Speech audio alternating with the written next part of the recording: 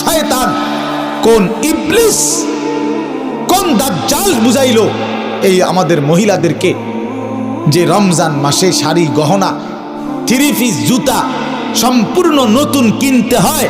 খোদার কসম, এটা পৃথিবীর কোনো কিতাবে নাই, কোনো আলেম বলে নাই, কোনো আউলিয়া বলে নাই, কেউ বলে নাই।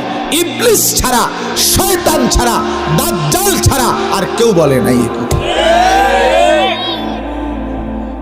এটা দাজ্জালে বলছে, দাজ্জাল, শয়তান ইবলিসে বলছে। তোমরা ছেলেরাও মনে রাখো, ঈদ মানে নতুন কোনো জুতা না, ঈদ মানে ইবাদত। ঈদ তার জন্য খোদার কসম নবীজি বলছে ফারাহাতুন ইনদা ফিতরিহি, ঈদুল ফিতরের আনন্দ তো রোজাদারের বেটা, হারাম করে আবার ঈদের আনন্দ কি? সুদখোরের কোনো ঈদ নাই, ঘুষখোরের কোনো ঈদ নাই, মদখোর, নেশাখোর, ফুট্টাখোর, বাবাখোর, ডাইলখোর, হারামখোর, ইয়াবাখোর, এই সমস্ত অসভ্যের কোনো ঈদ নাই বেটা। তোর আবার কিসের ঈদ বেটা?